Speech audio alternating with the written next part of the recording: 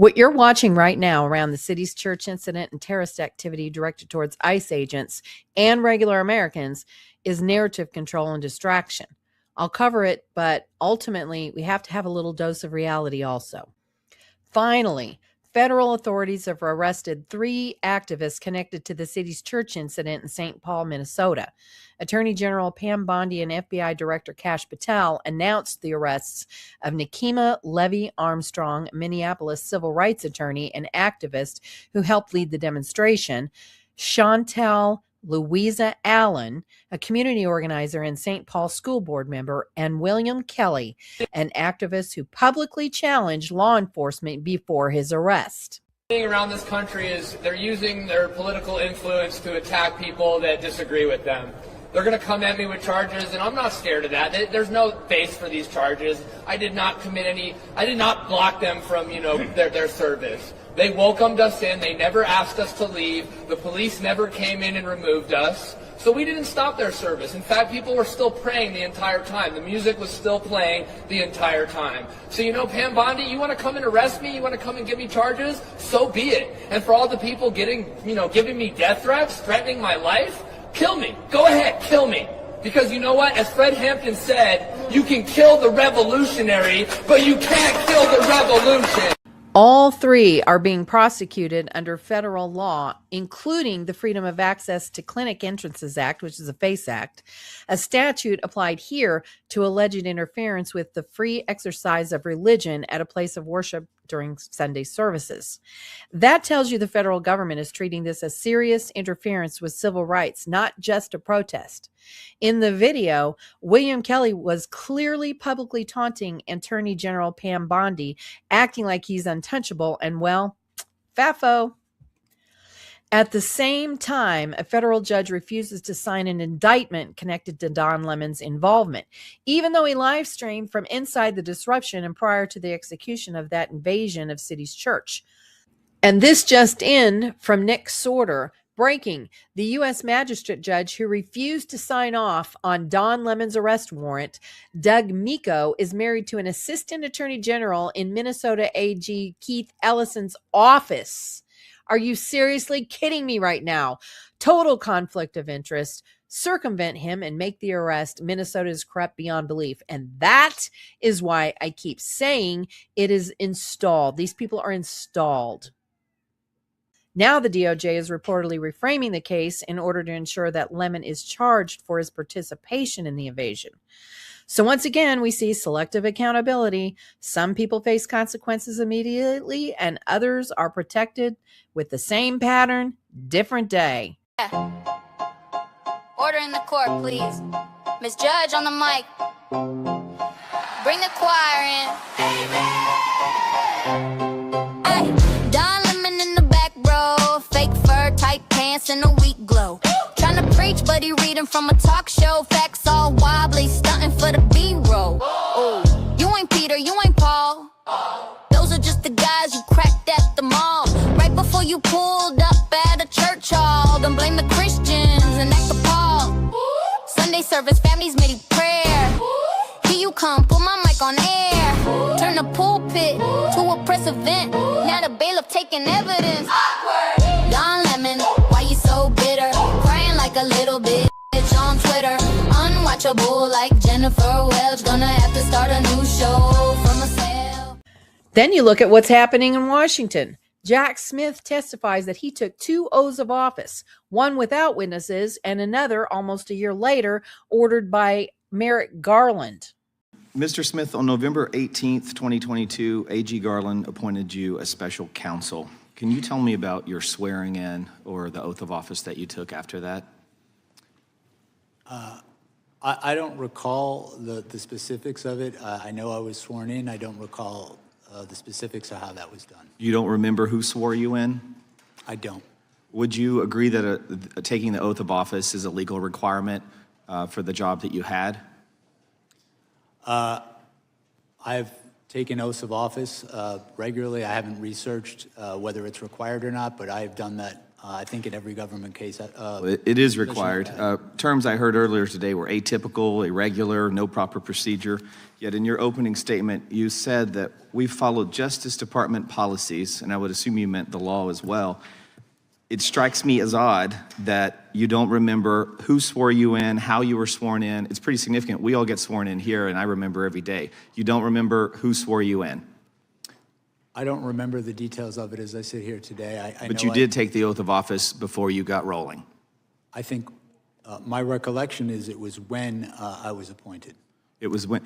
It strikes me as odd that Attorney General Garland had you retake the oath of office on the 14th of September of the following year. Why did he make you do that? As I sit here right now, I do not recall. I know that there is the oath of office that I signed. I believe it was on the 18th, the day that I was appointed. And I know the department had me do a second one. I don't know the particulars of why they asked me to do it again, but I know you signed it on the 20th of November 2022, but there was no witness, which, I mean, you have to agree it's a little odd. If there's no witness saying that you took the oath of office, it would maybe make someone like me question whether or not you were legitimately doing the job until you finally took the oath of office. It sounds like the Attorney General had the same question and thought, oh shit, we got to have him sign this on the 14th day of September of the following year. So why did you take the oath of office again on the 14th of September of the following year when you say you took the office in November of 2022? Why'd you need to do it twice? My recollection is that I took the oath of office, as you said, it was the 18th or the 20th, and felt I was under the oath of office. I believe, if you have it in front of you, I think I signed an oath. You signed it, but there was no witness. There was supposed to be either notarized or a witness, and apparently Attorney General Garland thought it was significant enough to have you do another oath 11 months later. That's strange, right? I don't know why they asked me to sign it again. I don't recall ever discussing this issue with Attorney General Garland. Well, that is just wild to me. And Congressman Issa questions whether material facts were withheld from a judge to obtain warrants. This looks like an abuse of power and lying to an Article III judge. Withhold that information from an Article III judge in the process of taking the records of the Speaker of the House. We complied with department. Did you hold Mr. Chairman, would you please instruct the gentleman to allow the witness to answer the questions? It's not your time. I'd like my time back. Mr. Chairman, you have repeatedly done that in the past. The witness has the right to answer the question. And there'll be due time to answer the question. Would you please put my time back and let me finish this? Mr. Smith, I asked you a question and you were not responsive to it, and I want you to be responsive to it.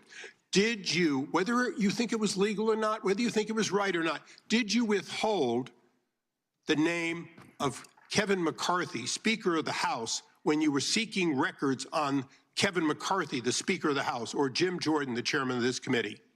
The time of the gentleman is... No, please give me back the time that was taken away. Time has expired, but we're going to let the witness answer your question because it's an important question. The witness can respond. We did not provide that information to the judge when we requested a non-disclosure order, consistent with the law and consistent with department Mr. Chairman, the amazing thing here today is that we have an admission that an Article Mr. Chairman, the gentleman's time has expired by now 34 seconds. It gets more than 5 minutes. How many times you interrupt me? The time belongs to the gentleman from California, but it has expired. I will be brief in my address to the chairman.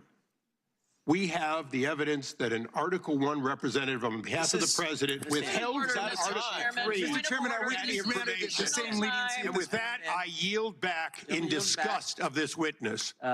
Meanwhile, at the governor's mansion in Minnesota, Governor Tim Walz is on video encouraging protesters targeting ICE to keep it up. Gwen, Gus, I, and all the friends that come to see Gus, thank you for coming out in the cold, but more importantly, thank you for standing up for me. Thank you for standing up for our neighbors who don't have a fence and don't have people to take them around and don't have lawyers to defend them. And for every single person who... Oh, here we go. All right. Yeah, that's good. And on behalf of Gwen, I and Dustin, it's so nice to see people out here not angry with us. So thank you. But just to say, these are the moments for people to stand up. These are the moments that are not the easy ones, but these are the moments where character comes out.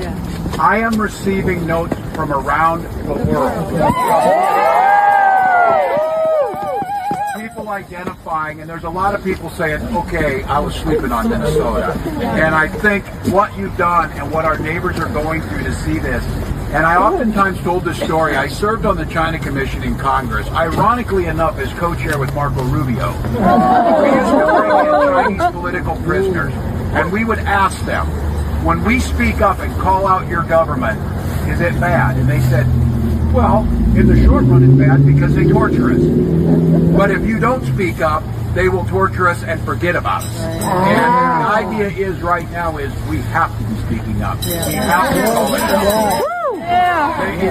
You are doing everything, and our neighbors are doing everything.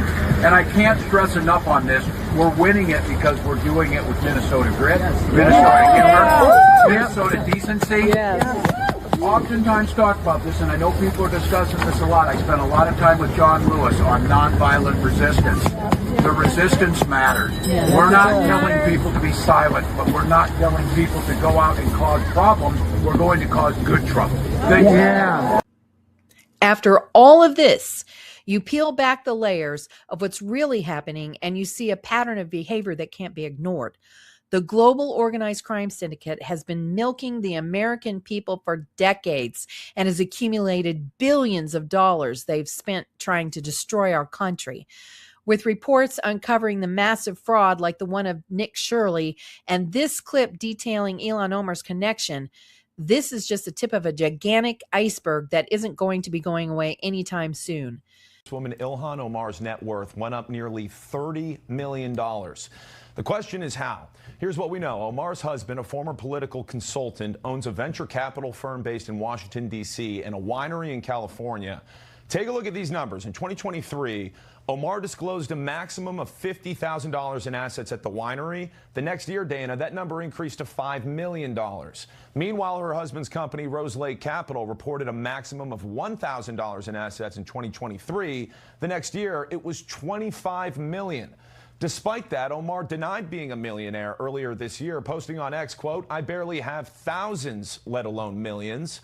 House Oversight Committee Chairman James Comer tells Fox News an investigation is underway, writing, quote, "The committee is working on addressing ethics concerns regarding Representative Omar and her spouse, and we hope to have an update soon." But Omar says she's being targeted.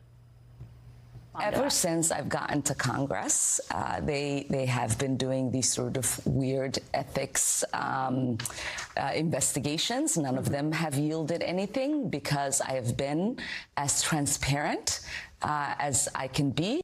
Of course, others see it differently. Elon Musk says Omar committed fraud, while President Donald Trump posted on Truth Social, quote, "She should be in jail or even a worse punishment, sent back to Somalia." Omar authored the Meals Act in 2020, which loosened oversight on food programs during COVID. Federal prosecutors say one of those programs, Feeding Our Future, stole $250 million through fake meal sites. We did reach out to Omar as part of this story, but so far we have not heard back, Dana. Okay, Nate Boy, thank you for that. United States Treasury Secretary Scott Bessent made it very clear to Governor Gavin Newsom that the Trump administration has California in its sights for the next investigation of federal fraud. I think it's very, very ironic that Governor Newsom, who strikes me as Patrick Bateman meets Sparkle Beach Ken, may be the only Californian who knows less about economics than Kamala Harris. He's here this week with his billionaire sugar daddy, Alex Soros, and Davos is the perfect place for a man who, when everyone else was on lockdown, when he was having people arrested for going to church, he was having $1,000 a night meals at the French Laundry, And I'm sure the California people won't forget that. And I can tell my message to Governor Newsom is the Trump administration is coming to California. We are going to crack down on waste, fraud, and abuse. And I was told he was asked to give a speech on his signature policies, but he's not speaking because what have his economic policies brought? Outward migration from California, a gigantic budget deficit, the largest homeless population in America, and the poor folks in the Palisades who had their homes burned down. He is here hobnobbing with the global elite while his California citizens are still homeless. Shame on him. He is too smug, too self-absorbed, and too economically illiterate to know anything. These blue states want your money. They just don't think you should be asking where it's going. Even David Spade, Hollywood actor, said that Newsom and his cartel need to be held accountable. The same broader problem with people paying taxes in California when they're building a $100 billion train to Sacramento, San Francisco area, that I don't know if everyone's clamoring for it when you could take $10 billion and probably fix a lot of problems in California. But they keep pushing this 10-year thing about the train. That's just one of the crazy things. The homeless, they lose $20 billion, but they want more money for it. Well, that's why people get tired of paying taxes and going, well, what are you doing? Gavin Newsom just vetoed a bill asking for an audit of where the money for homeless goes. He said, not a chance. You're not going to see that. That's well, I don't think odd anyone move. could disagree with this. There are states, I don't have them offhand, who basically you go to their website and they tell you where all the money's going. Yeah. Line by line. Maybe it's thousands of pages a year, but you can see where it's going. So when he's behind the curtain, don't pay attention to Gavin Newsom, it's a little it's bit just frustrating suspect. because you go, Yeah. you can't ask for more. I mean, if someone's if you're in a household and someone's blowing all the money, you go, what are you spending it on? Don't worry about it. Just give us more money. You go, well, I'd like to see something. And if it's fixing homeless, great, but don't just take it and then be like, homeless has gotten worse. You go, it's like, but you just excuse me, Gavin Excuse Newsom, excuse me. Could we ask where the 20 billion went? Or that's a great question, but no. Garth, I'm sorry. That was Garth asking? It was Garth, a little bit of Garth. But Make no mistake, these protests are designed specifically to keep your focus on one hand, while the factions of cartels like the Democrat terrorist organization, their nonprofits, and the 24,000 NATO-run businesses shred documents and delete data. While everyone is focused on church disruptions and protest drama, hardly anyone is talking about the scale of financial abuse that has been exposed. Fake nonprofits, shell organizations, questionable government projects, billions in federal and state grants with little oversight, money flowing from the feds to the states to the crooks and everyone in between, then funneled back to Democrat and Rhino campaigns. So you get a warm fuzzy thinking you're actually voting at the polls every time they have an election. Besides voter fraud and installation of cartel members from the favorite gangs, James O'Keefe is uncovering the toxic poisons being spread in the air as if it's another day of doing business by the members of Davos. So we invest in these technologies to assist with the warming climate, and the effect of sulfur dioxide in the atmosphere will help block some of the warming, and the particles stay in the air for 1 year. So, and actually we're speaking to some of the airplane manufacturers and to see if they can emit some of our technology into the atmosphere to help with the global warming. That's right. Fantastic. Yeah. In O'Keefe's video, undercover footage showing global leaders casually discussing policies that affect our air, water, and food supply without transparency or public debate is utterly demonic and evil. O'Keefe tells them he's found a way to have poisons hang in the air for a year and not one person blinks an eye. In fact, they want to invest in his fake company. You can see they don't want to ingest the toxins themselves, but they don't care if you do. There's actually a pretty cheap way to cool down the air. Oh yeah. So I don't want aluminum oxides in my lettuce. Are you kidding me? A cocktail from hell. that they're spreading above our heads. You'd think that every family in America and in the world would be alarmed at this information, but like always, the flock of Karens and the super stupid, low IQ liberals will line up for more boosters and slap diapers on their faces as they violently tell you you're crazy for trusting real science and can articulate the difference between a man and a woman. Wake up, America. Their smoke and mirrors is dangerous, and what they're covering up is even worse. Thanks for joining me for the America Matters Radio Show. I'm April Legend.